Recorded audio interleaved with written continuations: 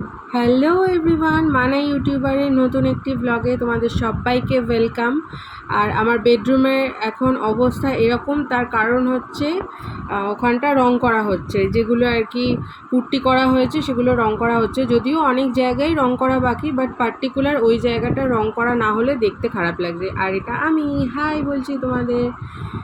তো এখানে আমি এরকমভাবে একটা চাদর ওখানটা রেখে দিয়েছি, তার কারণ আবার না হলে নোংরা হবে। তাও নোংরা হচ্ছে, তো কিছু করার নেই আপাতত। এটা স্যান্ডি রং করেছে, ওর পছন্দ হয়নি, মানে যে আর কি রং করছে, তাই আবার ওটাকে পুট্টি করে দেন রং করবে। আর এই দেখো, এটা হলো আমার নতুন লুক। হেয়ার কাট করেছি, আমার ভালো লাগছিল না, বড় চুল নিয়ে ধুর আমি বিরক্ত হয়ে যাচ্ছিলাম। সেই একইভাবে টেনে টুনে খোপা করে বেঁধে রাখতে হচ্ছে, বাইরে ঘরে থাকলেও যা, বাইরে বেরোলেও তাই। তাই ভাবলাম ঘরে থাকলে তো যেমন সেমন করে থাকা যায়, কিন্তু বাইরে বেরোলে ওরমভাবে ভাল লাগে না, তাই একটু চুলটা কাটিয়ে আসি পার্লার থেকে। তারপর চলে গিয়েছিলাম অ্যাজ ইউজুয়াল দোকানে। আর তোমাদেরকে বলেছিলাম যে এরা এই যে জায়গাটা যেখানটা মাটিটা আছে ওখানটা শুয়ে থাকে, তো ওরা ওখানে শুয়ে আছে। আর ওই সাদাটাকে দেখছে, ও যে কোনো লোক যাবে ঘেউ ঘেউ করবে, শুধু আমাদের বাদ দিয়ে। সাইকেল নিয়ে যাবে, বাইক নিয়ে যাবে, তাদের দেখে চিৎকার করতে শুরু করবে। আবার তারা যদি দাঁড়িয়ে একটু বলে কী হয়েছে, তখন চুপ করে যাবে, মানে সবার সাথে আর কি কথা বলতে চায়।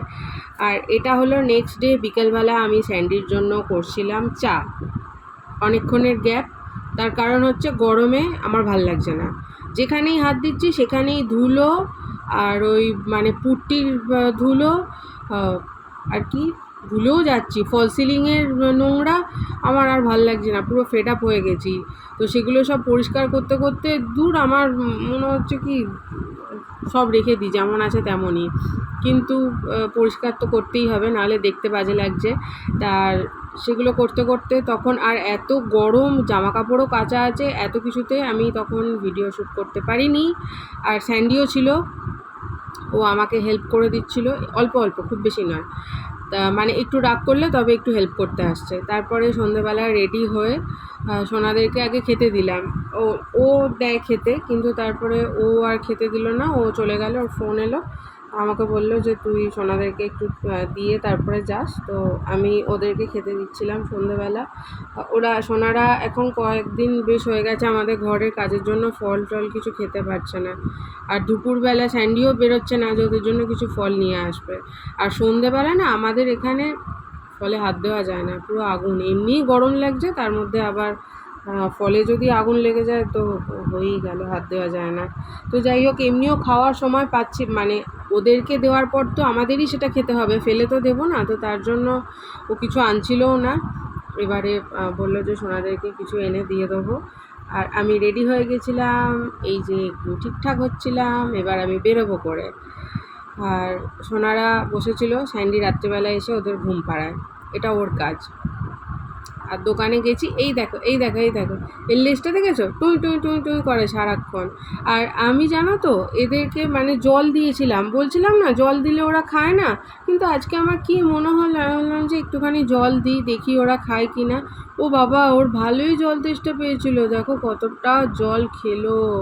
আমার দেখে কি মায়া লাগলো, আলা এ বাবা, যদি এতদিন আমি জানতাম ও জল খাবে তাহলে দিতাম। আরে আমি জল দিয়েছি, বাট ওই যে আরেকটা যেটা থাকে না, এই যে এই বদমাসটা, একটু জল খেতে চায় না। আর যতবার দিয়েছি একেই দিয়েছি, তখন এই ছিল। তার জন্য আর আমি ভাবলাম যে এরা হয়তো জল খাবে না, মানে শুধু খাবার দিই জানে, আর জল খাবে না। এই দেখুন চিৎকার করছে, সারাক্ষণ চিৎকার করে, লোক দেখলেই চেঁচায়, শুধুমাত্র আমাদের যখন দেখে তখনই চেঁচায় না, বললাম। আর তারপরে অ্যাজ ইউজুয়াল আমরা আমাদের কাজে বেরিয়ে পড়েছিলাম। দোকান বন্ধ হয়ে যাওয়ার পর আমাদের কিছু কাজ থাকে, মানে পার্সোনাল কাজ থাকে, বাড়ির কাজ থাকে, দোকানেরও কিছু ছোটোখাটো যদি কিছু কাজ থেকে থাকে, কোথাও গিয়ে কিছু করার, বা স্যান্ডির কিছু কাজ, তো সেগুলো তখন সব কিছু রাত্রেবেলা কমপ্লিট করতে হয়। তার কারণ বিকালবেলা এখন বেরোই না, আগে মানে যখন এত গরম পড়েনি তাও তখন বিকালবেলা বেরোতাম, দেখেছো অনেক ভিডিওতেও আছে যে আমরা বিকালবেলা দুজনে মিলে বেরিয়েছি। কিন্তু এত গরমে আর কোথাও বেরোনো হচ্ছে না। আমি একটু আগেই স্যান্ডিকে বলছিলাম যে তুই আমাকে নিয়ে একটু বেরোবি কালকে বিকালবেলা, যেহেতু কালকে থার্সডে। ও বলছিল এই গরমে কোথায়, মানে জানো আকাশ থেকে পড়ছে, কোথায় নিয়ে বেরোবো তোকে। আমি বললাম যে কালকে সন্ধেবেলা, বলছি একে আমি একবেলা দোকান খুলছি, আবার কালকে সন্ধেবেলা অফ দেবো। বাট ফ্রাইডে থেকে ও দুবেলাই দোকান খুলবে, কারণ অনেক দিন হয়ে গেছে, মানে পুরো এপ্রিল মাসটাই হয়ে গেছে আর কি একবেলা করে যাচ্ছে। আর অনেক কাজও পেন্ডিং পড়ে যাচ্ছে, একবেলাতে তো সেটা কমপ্লিট করাটা পসিবল হচ্ছে না। না, এবার সবারই আর কি কাজ থাকে, মানে দরকারি কাজ, আর্জেন্ট আর কি যেটা বলে।